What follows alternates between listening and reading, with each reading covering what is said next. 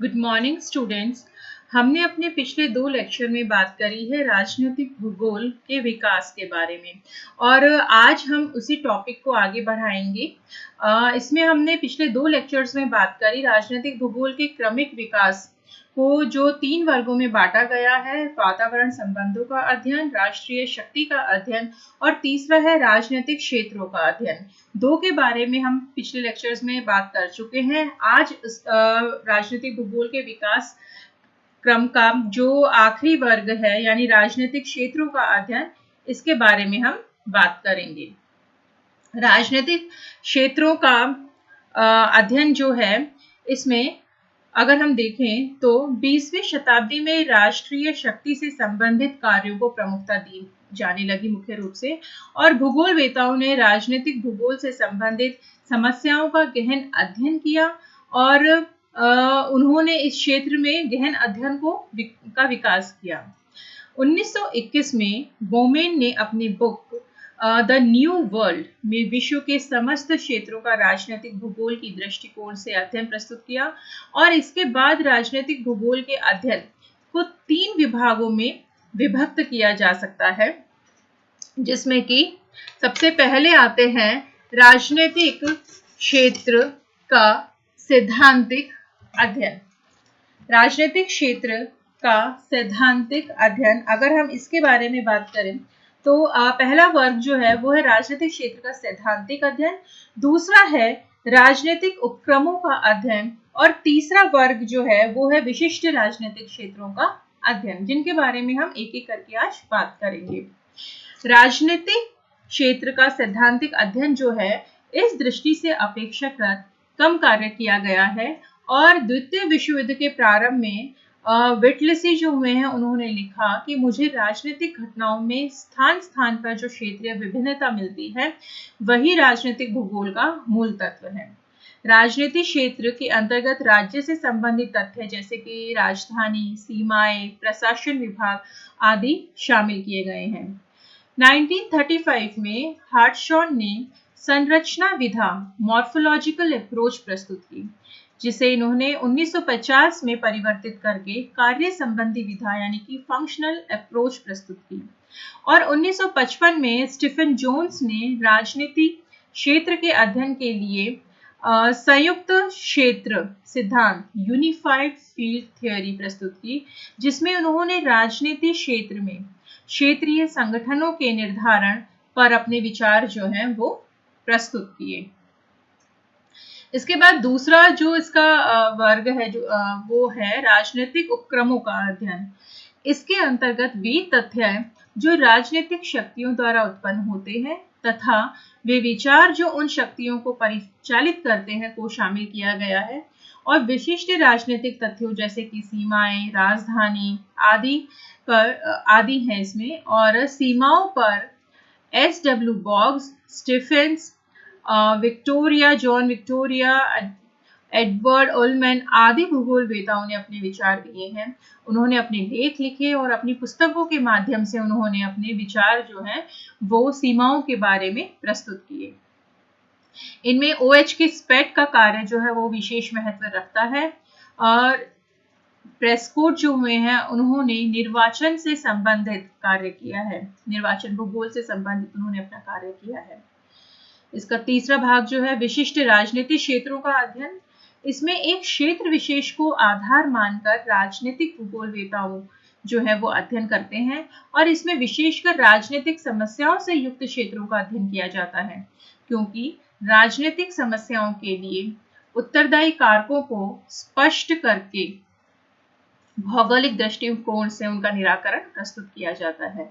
जैसे कीथ बुचानन जो हुए हैं, उन्होंने उत्तरी नाइजीरिया की एकता और अनेकता का तथा OH के स्पेट ने भारतीय उपमहाद्वीप से संबंधित महत्वपूर्ण विचार दिए हैं। A.E. मूडी, हैफमन ने अंतरराष्ट्रीय सीमाओं द्वारा उत्पन्न समस्याओं के संबंध में अपने विचार जो है वो दिए हैं। अब राजनीतिक भूगोल का अगर हम एक सरसरी नजर से ऐतिहासिक विकास को देखें तो राजनीतिक भूगोल के जो प्रारंभिक प्रवर्तक हुए हैं उनमें हिपोक्रेट्स, प्लेटो, अरस्तु आदि ने राजनीतिक भूगोल से संबंधित अपने विचार जो है वो सर्वप्रथम प्रस्तुत किए। उसके बाद 17वीं शताब्दी में राजनीतिक भूगोल की बात करें तो विलियम पैटी ने यह स्पष्ट किया कि भूगोल राजनीति को प्रभावित करने में महत्वपूर्ण भूमिका रखता है और उन्होंने राजनीतिक भौगोलिक पक्ष जैसे कि राज्य का भौगोलिक प्रभाव क्षेत्र, राजधानी को नियंत्रित करने वाले तत्व आदि का उन्होंने विस्तार से विश्लेषण किया, विवेचन किया। 17वीं शताब्दी के बाद 18वीं शताब्दी में अगर हम राजनीतिक भूगोल के विकास क्रम को देखें तो 18वीं शताब्दी में इमैनुअल कांट जो हुए हैं भूगोलवेता, उन्होंने वर्तमान भूगोल के वो प्रमुख प्रवर्तक कहे जाते हैं और इनके विचारों में जर्मन भूगोलवेताओं को इस दिशा में इनके जो विचार थे इमैनुअल कांट के, इन्होंने इस दिशा में कार्य प्रारंभ किया और इनके विचारों ने जो जर्मन भूगोलवेता हुए आगे चल के उनको इस दिशा में सोचने के लिए मतलब खोज करने के लिए, सोचने के लिए, मंथन करने के लिए उनको प्रवृत्त किया। और इनके प्रमुख जर्मन शिष्य हुए हैं फ्रेडरिक रेडजल, हम्बोल्ट, रिटर आदि। इन सब ने राजनीतिक भूगोल के विकास में महत्वपूर्ण योगदान दिया, जिसके बारे में हमने अभी चर्चा भी करी कि हम्बोल्ट का क्या कार्य रहा। हम्बोल्ट ने अपनी बुक कॉस्मोस लिखी जो कि काफी प्रसिद्ध हुई। रिटर ने अर्धकुंडे लिखी है, यूरोपा लिखी है जिसमें इन्होंने राजनीतिक भूगोल के बारे में विस्तार से समझाया। रेडजल जो हुए हैं इन्होंने अपने राजनीतिक भूगोल से संबंधित जो है विचार इन्होंने दिए हैं। प्रिंसिपल्स ऑफ ह्यूमन ज्योग्राफी इन्होंने लिखी है। ठीक है, फिर हम देखते हैं 19वीं शताब्दी में राजनीतिक भूगोल के विकास के बारे में। इसमें रेडजल की जो पुस्तक पॉलिश ज्योग्राफी यानी द पॉलिटिकल ज्योग्राफी, इसको राजनीतिक भूगोल का प्रथम क्रमबद्ध विवेचन माना जाता है, प्रथम क्रमबद्ध पुस्तक माना जाता है। रेडजल ने वर्तमान राजनीतिक भूगोल की आधारशिला रखी जो कि बाद में भूगोलवेताओं के लिए मार्गदर्शक भी रहे हैं। इनके विचारों के आधार पर जर्मनी में जो भू राजनीति का विचार आया वह स्वार्थपूर्ण राजनीति का परिचय है। यानी कि भू राजनीति जो है वो क्षेत्र विस्तार को प्रधानता देती थी, प्रमुखता देती थी। और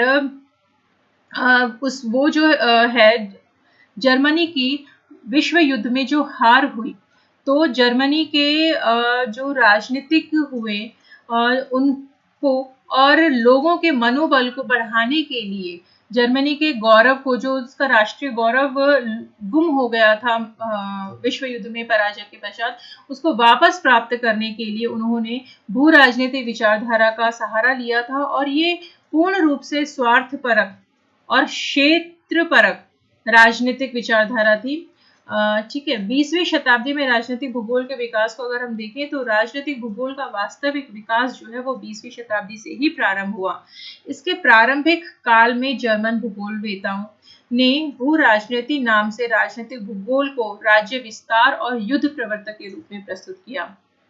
तो भू राजनीति की विचारधारा जो है वो मुख्य रूप से क्षेत्र विस्तार को प्रधानता देती थी और इसमें ये था कि आसपास के क्षेत्रों आप युद्ध करके उनको अधिकार में लाओ, उनके ऊपर अपना कब्जा स्थापित करना, उसको इन्होंने न्यायपूर्ण बताया जो भू राजनीति के विचारधारा के प्रवर्तक हुए। अब विश्व शक्ति विश्लेषण और सामरिकता से संबंधित अन्य भूगोलवेताओं में एल्फ्रेड थायर महान, मैकेंडर, स्पाइकमैन, सेवर्स्काई आदि का कार्य प्रमुख है, जिनके विचारों के बारे में हमने अभी बात करी कि एल्फ्रेड थायर महान जो है उन्होंने सामुद्रिक शक्ति को महत्व दिया, मैकेंडर ने हार्टलैंड थ्योरी दी, स्पाइकमैन ने रिमलैंड थ्योरी दी और सेवर्स्काई ने air the key to survivor के नाम से इन्होंने वायु शक्ति को अधिक महत्व दिया। इस प्रकार राजनीतिक भूगोल का विकास जो टॉपिक है वो हमारा आज पूरा होता है और कल हम नेक्स्ट टॉपिक के बारे में बात करेंगे। Thank you.